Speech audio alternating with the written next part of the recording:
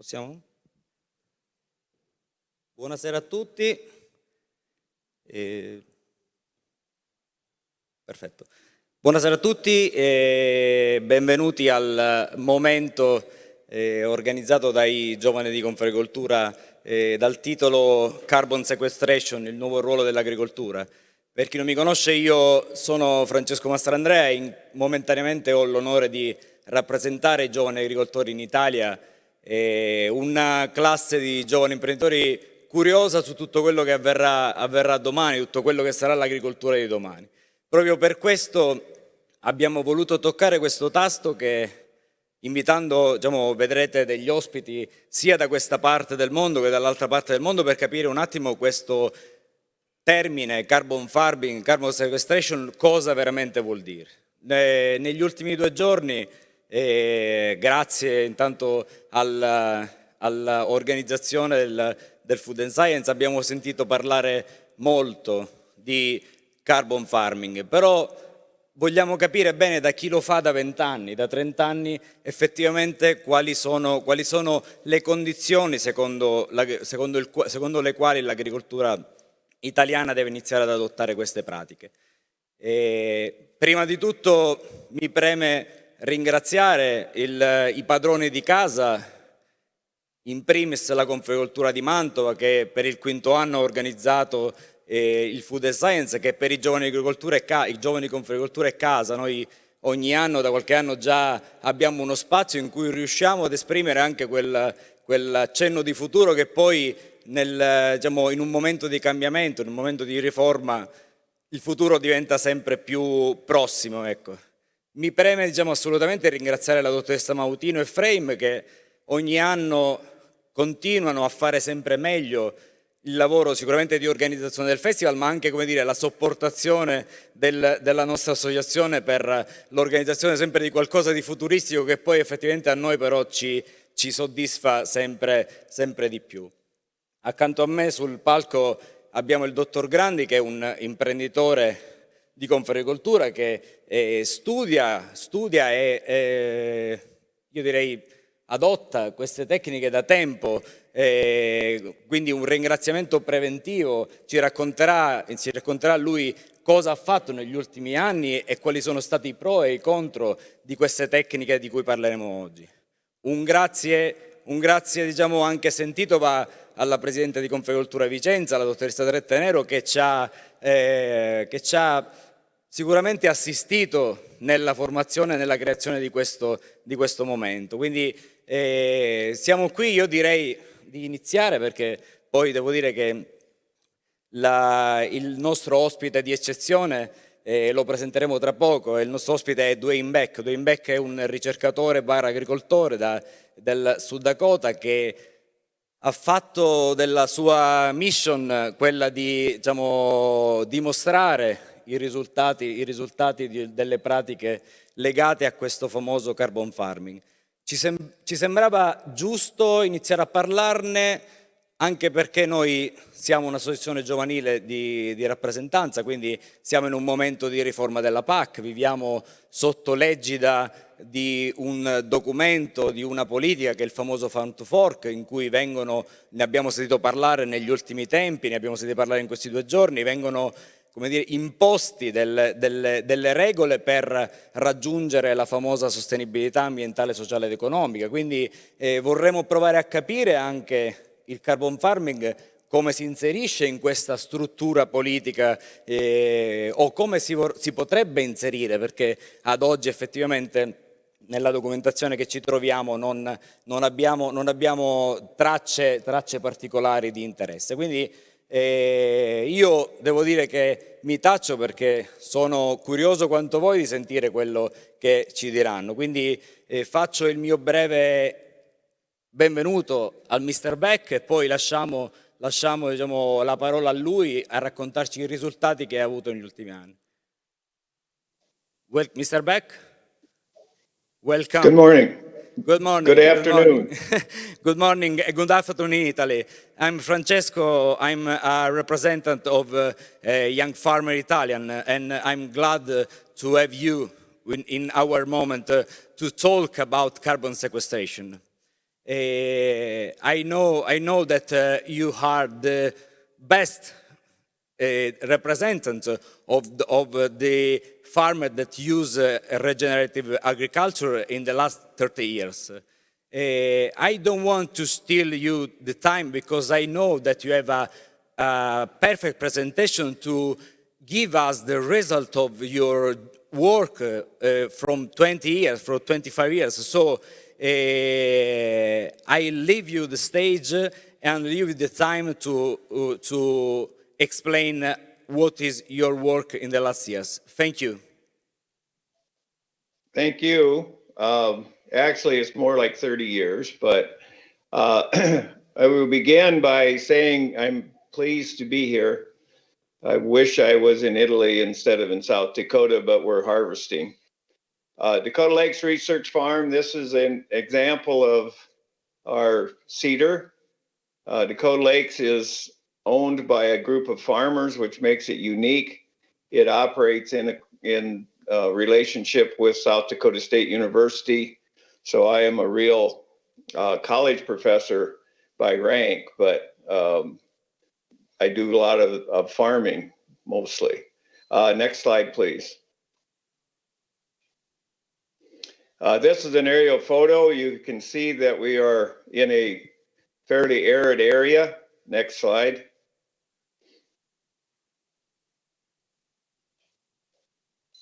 We're located right halfway between Denver and Minneapolis, a long ways from St. Louis, as Anna can tell you. A true continental climate with hot winters, hot summers and cold winters, and rainfall mostly in early summer. Next slide.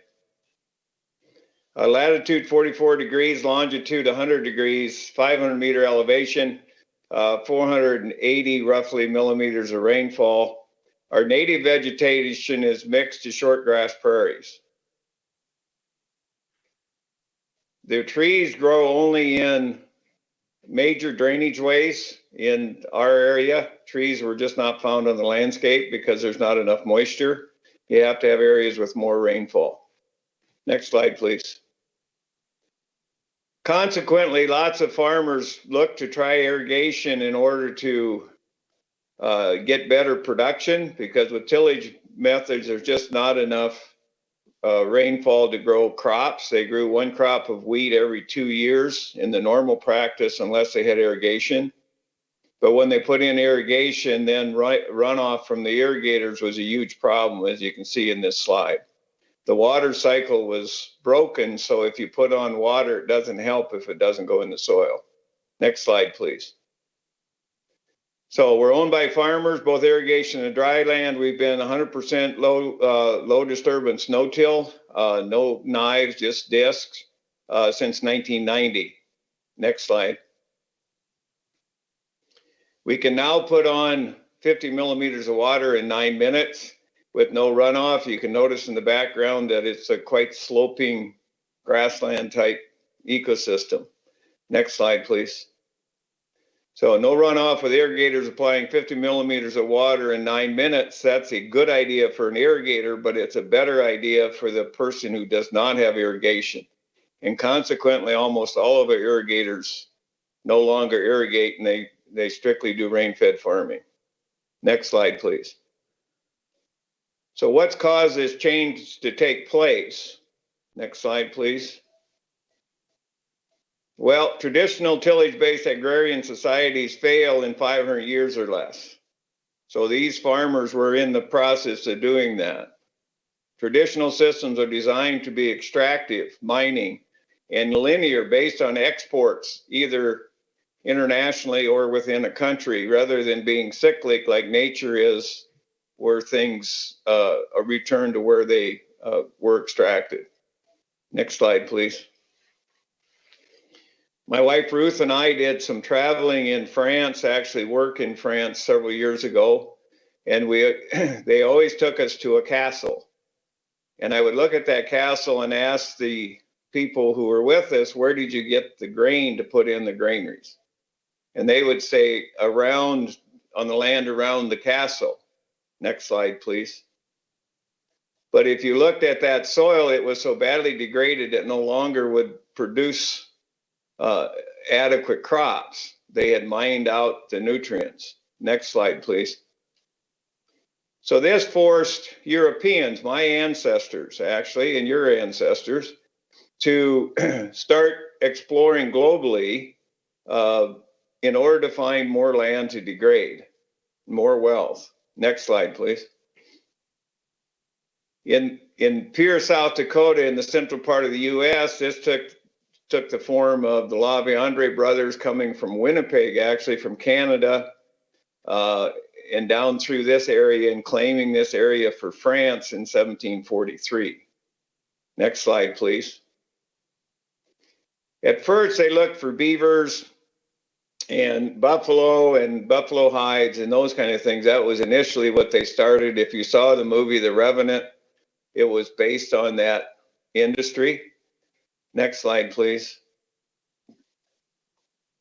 But the European goal, all these countries, was to extract maximum amounts of wealth from the colonies. North America, South America, Australia, New Zealand. At present times, it's multinational corporations that are doing an extraction, but it's the same thing. Next slide, please. In 1796, George Washington and Alexander Hamilton were exchanging letters saying that the eastern seaboard, the land across along the Atlantic Ocean, was becoming degraded because of their farming practices, and they felt they needed to either change their practices or look west for more land. Next slide, please. Well, in 1803, the United States purchased the whole central part of the U.S. from France, and in 1804, they sent an expedition by two people, Meriwether Lewis and William Clark, to go up the Missouri River and explore these territories that they had purchased. We are directly along that reservoir, which is part of what used to be the river. And this is what we think it looked like when they came through. Next slide, please. They found prosperous farming communities and permanent housings. And so it's not like everybody thought with nomadic natives. The nomadic natives did not exist until Europeans brought the horse. The population around Bismarck, North Dakota, where they wintered, was actually larger than the population of St. Louis, which is the city where they started on their trip. Next slide, please. South Dakota became a state in 1889. It was 1804 when they came across our property.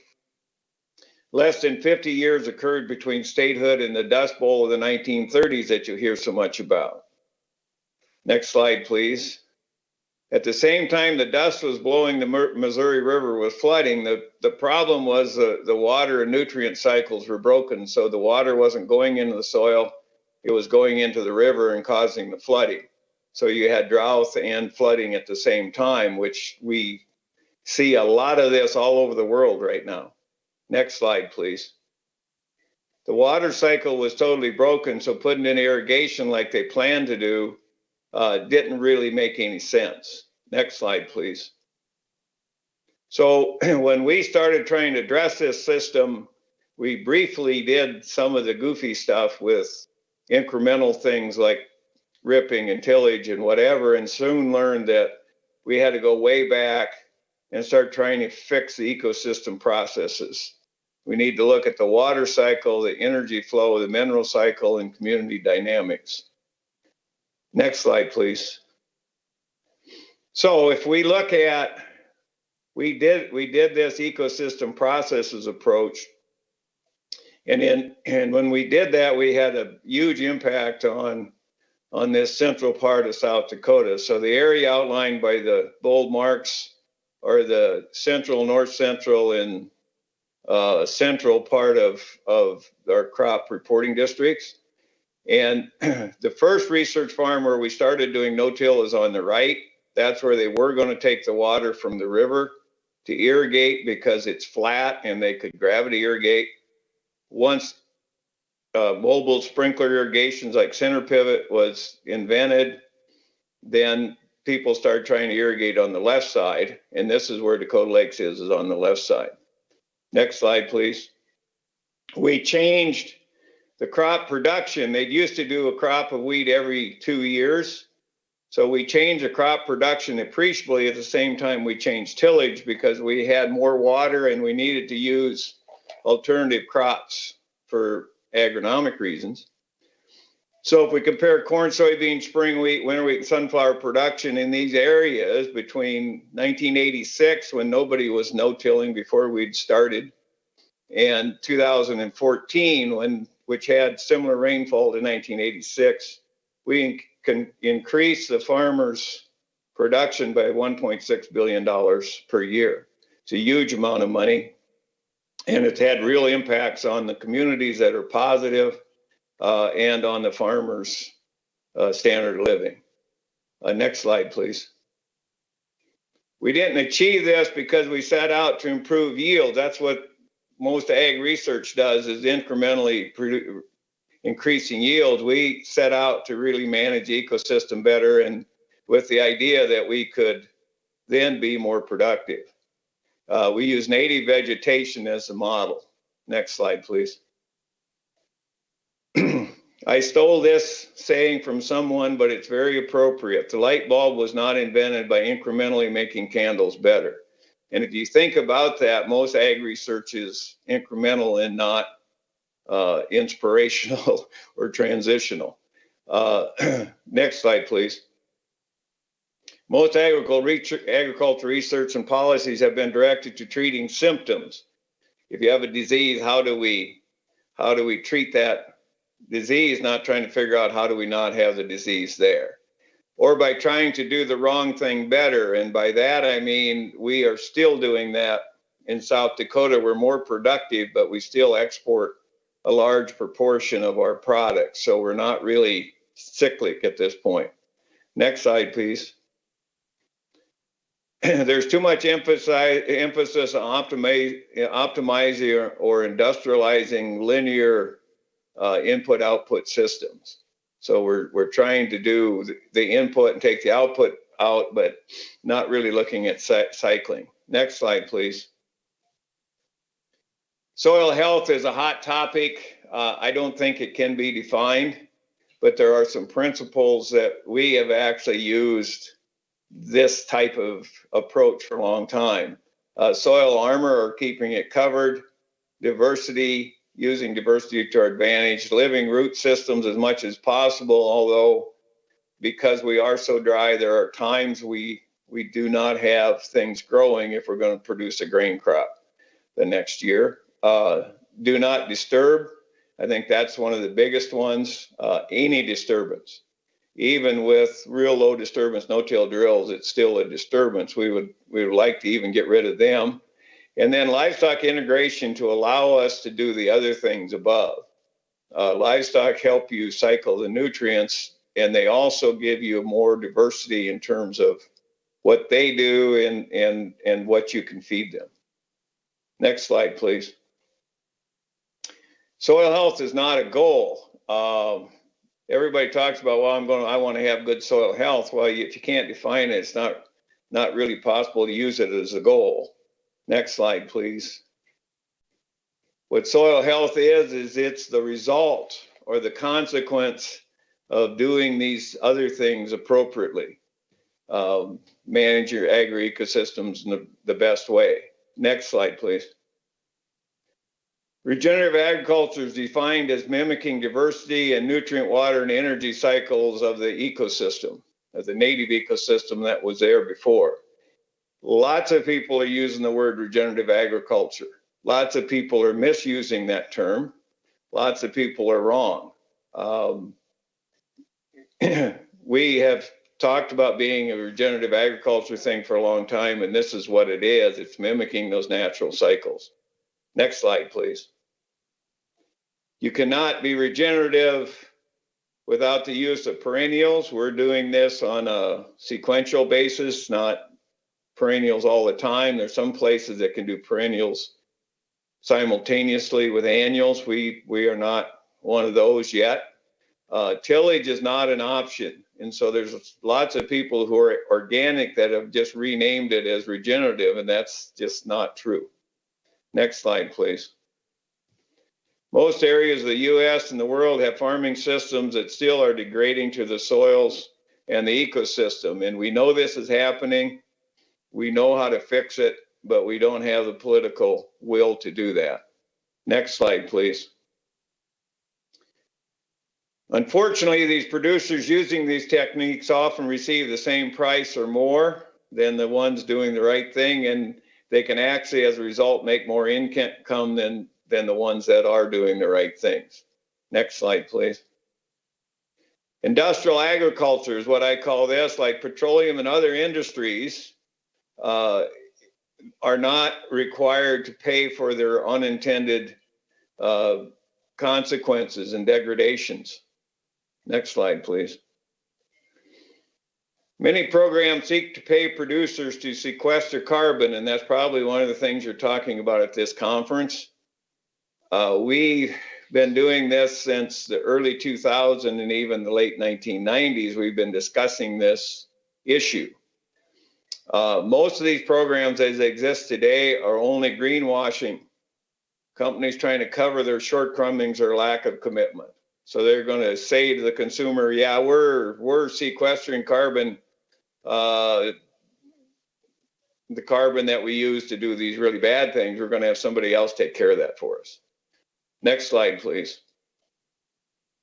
They're not paying enough for the sequestered carbon to start with. The only people that make money on these schemes are the aggregators, the verifiers, and the lawyers, the people that put together carbon credits, the people that verify that you're doing what you say you're going to do, and then the lawyers that solve the disputes.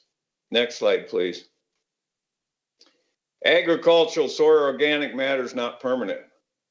It can be lost very easily and is difficult to increase. If you sequester some carbon and get paid for it, and then you get divorced, and your spouse ends up owning the land, and they get out the tillage equipment, your carbon goes away. And somebody has to pay for that. So it's a difficult system when it comes to agricultural soil organic matter versus where people pump the carbon dioxide into old abandoned caves or into oil wells. Next slide, please.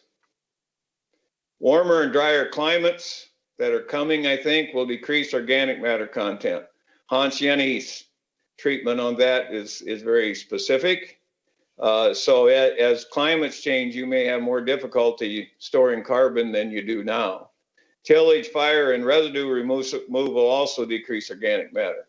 And so not having livestock in the land and taking the residue off to feed or do things like that will be negative.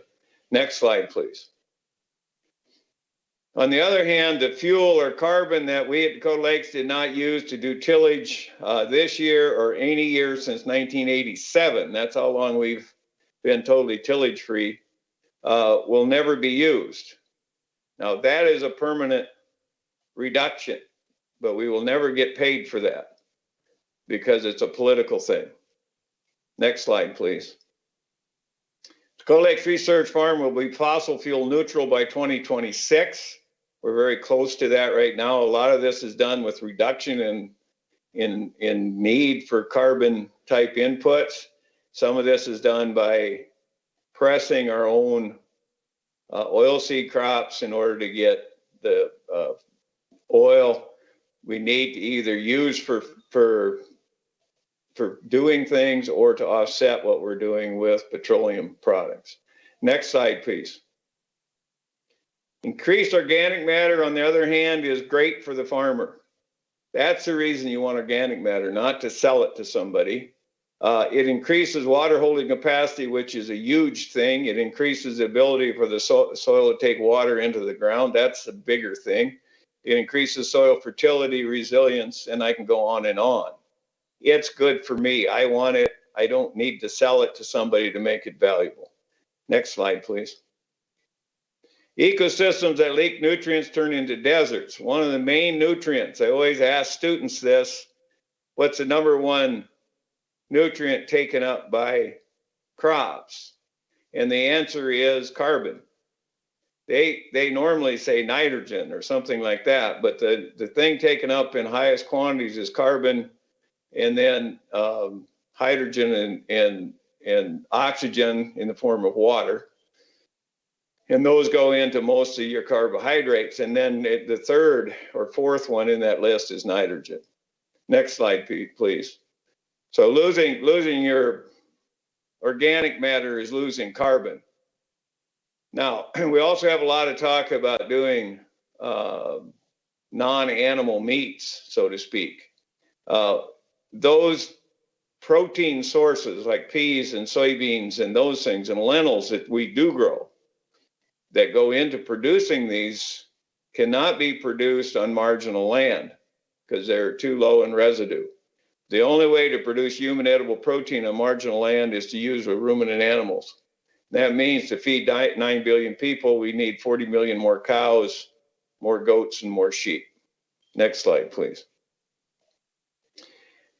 In agriculture, we cannot do this alone, unfortunately. Even if we could, I'm not sure we'd get it done. It needs to be all of society to have this, what we call a brain transplant. And if you search on the internet, you will find a treatise on brain transplant that somebody wrote about me, that the idea is to totally change the way we think. Next slide, please. We also need to think about our rural communities, and I've developed some, instead of just soil health rules, health for rural society. So what do we want in a rural society if we don't want the large companies coming in and just custom farming everything so they can pretend to be regenerative? That's not regenerative because we don't preserve the local communities. Next slide, please. Soil and ecosystem degradation is not the problem. And I say that, people often kind of roll their eyes. Next slide, please. Soil and ecosystem degradation is simply the symptom that we have real problems in our agricultural industry. Indifference, greed, jealousy, selfishness, ignorance, hubris, these are the problems. Next slide, please. Bureaucracies, governments, and corporations are operated by people with limited tenure and short-term goals. And since I work intimately with the university, I understand this. They have short-term goals. But the farmers who own Dakota Lakes Research Farm, they have these multi-generational goals that'll go 200, 300, and even 600 years. They want their descendants to be farming this land. They want their communities to still be there. Next slide, please. Society and landowners, farmers deserve to have this long-term research and development objectives in place. Next slide, please. The climate will change, and we talk a lot about climate change, but in the case of Dakota Lakes, we will still be a continental climate. Your total climate lookout will not change. It will vary some, but the degradation we do to the ecosystem in all areas will have more potential impact than actually the changing climate. Next slide, please. Doing the right thing environmental is almost always the correct economic approach in the long run. And I've used this slide for a long time because everybody said, well, does it make the most money? Does it make the most money in the long run? If we're degrading our soils and we're going to become less and less productive, then doesn't count as income. Next slide, please. Thank you. I don't know how I did on time, but that's the end of my presentation. Yeah, thank you, Mr. Beck. Thank you to give us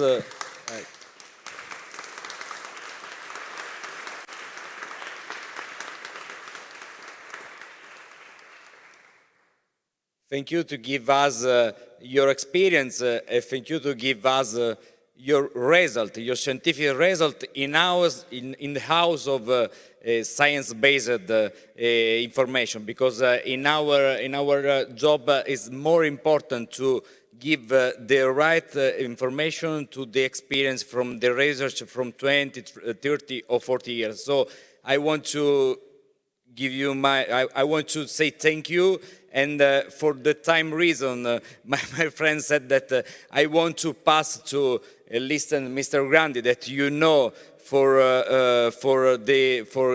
give us the Italian side of the experience of regenerative agriculture. So I switch to Italian, and then if we have time, if someone give us the question, we'll give you the question from us. So, Dottor Grandi, ci vuole un secondo per passare all'italiano. Dottor Grandi, abbiamo ascoltato uno dei maggiori esperti al mondo sull'agricoltura rigenerativa e sicuramente siamo stati tutti molto colpiti. Io ho avuto la fortuna di vedere la presentazione prima, quindi diciamo la mia sorpresa è un po' più decantata, ma è pur sempre sorpresa. La sorpresa soprattutto sui dati scientifici che vengono fuori da quello che il dottor Beck ci ha detto. Però io voglio fare l'avvocato del diavolo introducendo la sua esperienza, il racconto della sua esperienza dicendo sì, ma quella è l'America, quella è l'altra parte del mondo, dall'altra parte i campi sono diversi, dall'altra parte l'agricoltura è diversa. Forse lei può darci una mano, diciamo, a capire se veramente questo dubbio è un dubbio reale. Grazie mille. Grazie a tutti. Diciamo, il mio primo approccio è stato unicamente una curiosità. Frequentavo l'università e il professore di agronomia decantava queste tecniche, seppure comunque ne avevo sentito parlare e in parte avevo visto anche degli scarsi successi di chi le praticava, almeno in Italia e nella zona in cui opero. Quindi quello che ho fatto assieme a uno sparuto gruppo di miei compagni di corso, siamo andati in modo molto, come dire, morigerato da questo professore che era persona di poche parole, è persona di poche parole, e gli diciamo vogliamo capire qualcosa in più del no-till. Questa persona non ha usato parole, si è alzato, ha scritto un numero di telefono su un pezzo di carta e dice chiamate questa persona, andate da lui, no? Lui vi spiegherà, perché qualsiasi cosa io possa dire, voi non mi crederete. E così abbiamo fatto. Questo sparuto gruppo di persone va a Cremona da Ernesto Cervi-Ciboldi, che probabilmente è stato il primo ad adottare il no-till in Italia nei primi anni 60 e ci ha cominciato a delineare quali erano gli obiettivi che lui aveva in quegli anni e come poter fare evolvere la tecnica a livello di applicazione aziendale. E quindi a partire dal 1995 mi sono dedicato in azienda a tentare di capire come poteva essere possibile applicare una tecnica che comunque aveva avuto poco successo, non solo per la diffusione ma anche per i risultati.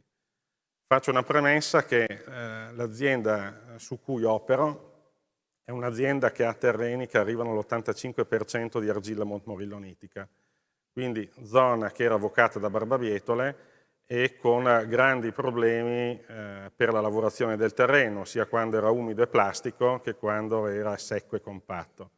Quindi utilizzavamo cingolati di grossa potenza, quindi grosso consumo di carburante e grossi problemi in genere, tra cui anche una continua degradazione di quello che era la struttura del terreno, cioè più noi eravamo e più i passaggi venivano ripetuti in ragione delle grosse zolle che comunque con l'aratura facevamo, più questo terreno aveva problemi. Diciamo anche che non avevamo disponibile sostanza organica sufficiente dagli allevamenti per l'estensione aziendale e per quello che era l'allevamento ridotto rispetto all'estensione aziendale. Questo generava sempre più problemi, quindi quello che mi consigliarono sia il professore che il dottor Cervi-Ciboldi era: comincia dall'erba medica. Circa un terzo della superficie aziendale è ancora oggi in rotazione con erba medica, che viene tenuta anche 6 anni sullo stesso terreno, e quindi l'idea era quella di cominciare a sfruttare la non lavorazione nei 6 anni di erba medica per andare a ovviare a quello che era il periodo di transizione tra il regime biotico arativo e il regime biotico sodivo, che ne risultava comunque dalla non lavorazione. E diciamo il successo nel mio caso è arrivato proprio dal convertire l'azienda oggi totalmente a partire dall'erba medica, o comunque da un terreno che per anni non veniva arato. E questo ha comportato non solo un risparmio di carburante, ma una serie molto, direi, significativa di risparmi legati all'irrigazione, legati all'uso delle macchine, al fatto di non necessitare macchine di grossa potenza per poter dominare la superficie, ma il fatto di poter gestire centinaia di ettari con mezzi non superiori ai 150 cavalli, o magari anche meno. Questo però comportava il fatto di avere una macchina efficiente per seminare in quella condizione, che di per sé è l'unica macchina, assieme comunque a uno span di concime e un'irroratrice, che serve realmente per applicare la tecnica. E da qui, insomma, abbiamo capito che una buona parte degli insuccessi era legato alla non disponibilità sul mercato locale di macchine che veramente fossero adeguate a quella che era la situazione aziendale che noi avevamo. E attraverso appunto l'ANGA, quindi i Giovani di Confagricoltura, abbiamo fatto diversi viaggi, tra cui anche dal professor Beck, ma prima ancora in Sud America, dove la pratica comunque veniva attuata a partire dagli anni 70. E abbiamo conosciuto persone che applicavano la tecnica con successo, abbiamo conosciuto costruttori di macchine che ci hanno fatto capire che siccome l'interazione tra macchina, rotazione, regime termopluviometrico è essenziale per poter espletare l'unica operazione che viene fatta realmente sul terreno, che deve essere di successo, quindi la semina, no? Servivano macchine adeguate. E così nel 2004-2005, dopo alcuni viaggi in Argentina e dopo alcuni viaggi di questo agronomo argentino che costruisce macchine, abbiamo individuato quello che poteva essere una soluzione per l'azienda che più si adattava a tutto questo complesso di fattori che poteva limitare il successo della coltivazione in no-till. E diciamo che dopo una serie di adeguamenti oggi abbiamo delle seminatrici che direi all'80% possono soddisfare quelli che sono gli obiettivi di semina, che nel caso del no-till sono gli obiettivi culturali dal punto di vista meccanico. Quindi questo sicuramente è stato un grosso aiuto per poter applicare la tecnica in modo corretto. Oltre quello che è il discorso puramente meccanico di riduzione del consumo di combustibili fossili, c'è poi tutto quello che riguarda la transitabilità del terreno. Terreni argillosi, terreni che crepacciano durante il periodo secco, quindi perdono ancora più velocemente umidità, con l'applicazione della tecnica e l'incremento della sostanza organica nei primi strati, questo avviene in modo molto meno marcato, con vantaggi per quanto riguarda l'irrigazione e per quanto riguarda la transitabilità delle macchine, sia per la raccolta che per le operazioni culturali. Quindi ad oggi il 100% dell'azienda la gestiamo a sodo, anche con applicazione di refluo zootecnico, e da quella che è stato un po' il nostro coinvolgimento nel progetto Help Soil di Regione Lombardia e di altre regioni confinanti, abbiamo anche potuto evincere che durante gli anni si ha un incremento che comunque è misurabile e di una certa rilevanza della sostanza organica. Poi, come diceva il professore, la sostanza organica è qualcosa di abbastanza fluido, di abbastanza dinamico, che forse entra prima di qualsiasi altro concetto che oggi è di moda all'interno di una circolarità degli eventi in agricoltura. Però sicuramente il fatto di poter attuare una tecnica che magnifica l'accumulo e soprattutto l'evoluzione della sostanza organica verso delle forme stabili dà un vantaggio biologico al suolo e un vantaggio fisico dal punto di vista strutturale al suolo, e questo si evince poi dalle produzioni, dalla stabilità delle produzioni. Grazie, grazie dottor Grandi. Quindi diciamo, in generale abbiamo almeno compreso che anche in Italia e anche in Europa si possono adottare queste tecniche, però visto che lei ha parlato in più passaggi dei costi, perché poi i costi aziendali per gli imprenditori agricoli, grandi o piccoli che siano, sono un elemento fondante, soprattutto in un momento storico in cui il mercato diciamo, si muove in un modo diverso rispetto a 20 anni fa. Però mi ha colpito, e voglio diciamo, introdurle un altro, mi ha colpito di Beck che ha parlato di crediti di carbonio. Questo è diciamo, come dire, l'elemento in cui, diciamo, con il quale tutti quelli che parlano di carbon farming poi diciamo, su cui puntano l'attenzione. Quindi se vuole darci la sua, perché diciamo, sicuramente sappiamo che il mercato del credito di carbonio non è normato, non è sviluppato, e diciamo, c'è qualche elemento spot, ma ancora non abbiamo nessun veramente elemento per dire che c'è un mercato del credito di carbonio. Quindi secondo lei quale sarà il futuro per le aziende agricole? Il futuro per le aziende agricole, e quale sarà soprattutto permettetemi, il passaggio del ricavo delle aziende agricole nel prossimo futuro per il mercato della CO2, che è strettamente legata alle tecniche di cui abbiamo parlato? Ma innanzitutto penso che per avere successo su una possibile valorizzazione di quelli che sono crediti ambientali legati allo stoccaggio di anidride carbonica nel suolo come sostanze umiche o umosimili stabili, dipenda realmente dalla possibilità e dalla capacità di accumularne.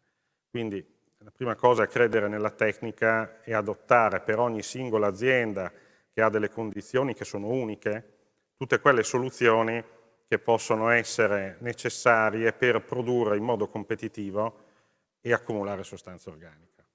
Questo perché? Perché, come diceva lei prima, il termine carbon farming, crediti di carbonio, il mercato dei crediti di carbonio, oggi sono argomenti che sono quasi ormai inflazionati, perché tutti ne parlano, ma nessuno parla realmente di come questa cosa è possibile farla. Hanno quasi superato la sostenibilità. Hanno superato la sostenibilità. Grosse multinazionali che sono dell'agrobusiness o dell'agroalimentare oggi parlano di questo, direi oltre il biologico e oltre la sostenibilità, con punte in cui si va a sovrapporre questo alle tecniche rigenerative di agricoltura per la società e per l'ambiente. Quindi il marketing di queste società è proiettato probabilmente almeno 15 anni più avanti rispetto alla percezione che noi abbiamo del grosso interesse di queste corporation nel trattare un tema ambientale per vendere i loro prodotti e per posizionarli sul mercato con un vantaggio economico. Sicuramente poi c'è una connotazione che riguarda la normativa, che riguarda la vera compensazione di questi crediti ambientali, di queste non emissioni o di questi crediti di cattura di anidride carbonica rispetto a tutte quelle attività antropiche che più di tanto per una questione economica e di sostenibilità economica non possono ridurre le emissioni. Quindi la sostenibilità di molti processi industriali nel ridurre le emissioni sarà legata proprio a un mercato di scambio di crediti ambientali. Ritengo che l'opportunità per il mondo agricolo di poter valorizzare questi servizi ecosistemici e soprattutto di avere un ruolo anche sociale e di immagine, ma anche direi di trattativa riferiti al prodotto che dal campo esce con una connotazione ambientale differente nei confronti con la parte commerciale e di mercato con le società di trasformazione sia rilevante. Io definirei comunque una differenziazione essenziale in quella che è il concetto di credito di carbonio. Perché io posso avere un credito di carbonio legato a una non emissione o un credito di carbonio legato alla cattura. La non emissione è qualcosa sicuramente di rinnovabile, perché tutte le volte che risparmio e non emetto, ovviamente genero un credito di non emissione, ma la cattura è assolutamente da valorizzare in un modo, come dire, migliore, più incisivo. E abbiamo capito che il fatto, anche se è difficile, che è lungo e, come dire, è un'agricoltura fatta di particolari, che l'agricoltura conservativa, l'agricoltura rigenerativa possa catturare in modo stabile carbonio attraverso complessi argillo-umici è, assieme a tutto quello che è il mercato, direi, del biochar, l'unico modo efficiente ed economico per riuscire a catturare anidride carbonica e fissarla per, direi, centinaia di anni in modo stabile in un complesso biologico che è il terreno. Grazie dottor Grandi, è stato veramente chiarissimo e devo dire che riprendo soprattutto l'ultima parte per trasmettere anche il ruolo sindacale che la nostra associazione dalle origini, da quando visto che abbiamo scoperto che se ne parla dal 95, quindi i Giovani di Confagricoltura lavorano nel campo da tempo. Far passare l'idea e lavorare sicuramente l'idea che in questa rivoluzione in qualche modo, perché è una rivoluzione sicuramente che risponde a dei dettami e dei bisogni ambientali, sociali ed economici che sono cambiati negli ultimi anni anche repentinamente. L'auspicio è che gli agricoltori siano testimoni ma anche protagonisti di questo, cioè gli agricoltori non devono stare a guardare ma devono, come dire, permettetemi la bassezza economica, ma guadagnarci su loro piuttosto che le multinazionali che sia lei che il dottor Beck hanno menzionato, perché effettivamente nei fenomeni di moda poi si rischia che l'elemento agricolo, che è sempre l'elemento fondante da cui partono tutti gli equilibri sia ambientali che economici che relativi alla produzione di cibo e non, a questo punto gli agricoltori devono essere protagonisti, e questo è il nostro auspicio, è quello secondo noi per cui dovremo lavorare nei prossimi anni. Abbiamo parlato poco fa del Farm to Fork, della riforma della nuova PAC. Sappiamo bene che siamo nel momento della definizione del piano strategico nazionale e purtroppo, devo dire, si parla poco di questi elementi. Quindi secondo noi da lavorare c'è tanto, sicuramente le esperienze come la vostra sono fondamentali per farci capire che quale può essere una delle tante vie secondo la quale l'agricoltura italiana, e mi permetto di dire europea, può essere nei prossimi 30 anni. Quindi io non so come siamo messi con i tempi, perché se c'è qualche domanda per il professor Beck, per il dottor Grandi, una sola domanda la facciamo al professor Beck, se il dottor Grandi è d'accordo. Una domanda a testa, perfetto, ci siamo. Quindi io so che dal pubblico c'era una domanda per il professor Beck, quindi se ci aprite l'audio col professor Beck,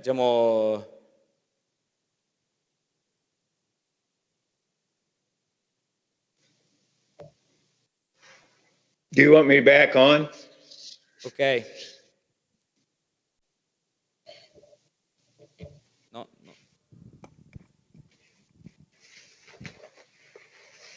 Hello, can you hear me, Professor Beck? Yes, I can. Okay, I have a question for you. So, through your presentation, you raised few doubts regarding the actual carbon credit system. How would you imagine carbon credit to be structured, given the criticism? Well, like I said, carbon is for me, not necessarily for somebody to buy. So it's hard to define. It's hard to measure carbon and say that it's there and keep it there. So if somebody's going to pay you, they want to. It depends on their goals. The thing I would like to see is us measure farming systems on outputs and not inputs. In other words, what are the results? Everybody tries to look at what techniques we use to produce things, but we need to measure how we cycle the nutrients, including the carbon, how we cycle the water, which impacts the organic matter, because if you have more organic matter, you hold water better. So it's part of that big system. And I don't know, as soon as you start getting somebody involved like the government or some large agency in defining what you can do with carbon, it becomes problematic. Not all carbon is equal either. So it's I don't know that you can really do it fairly. Okay, thank you, Mr. Beck.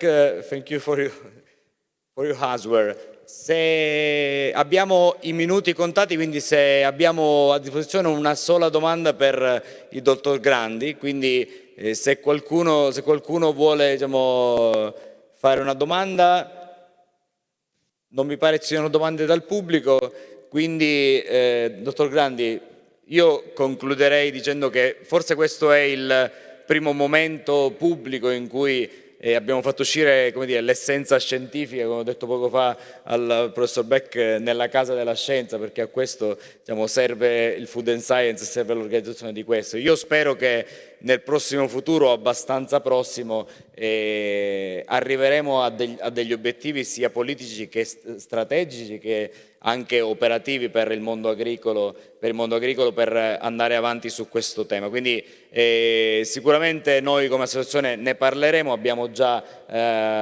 parecchie cose in cantiere, quindi speriamo anche come dire, in una maggiore attenzione dei decisori politici su questo punto, che effettivamente abbiamo capito essere dirimenti, soprattutto, ripeto, in un momento di riforma della PAC in cui alcuni equilibri, soprattutto per alcuni tipi di aziende agricole, cambieranno. Quindi grazie a tutti per averci seguito così numerosi. Ringraziamo nuovamente Confagricoltura Mantova per averci ospitato e per aver riorganizzato, speriamo nei prossimi 15-20 Food and Science. Ringraziamo nuovamente Beatrice e Frame per averci dato lo spazio, e buon Food and Science a tutti. Grazie.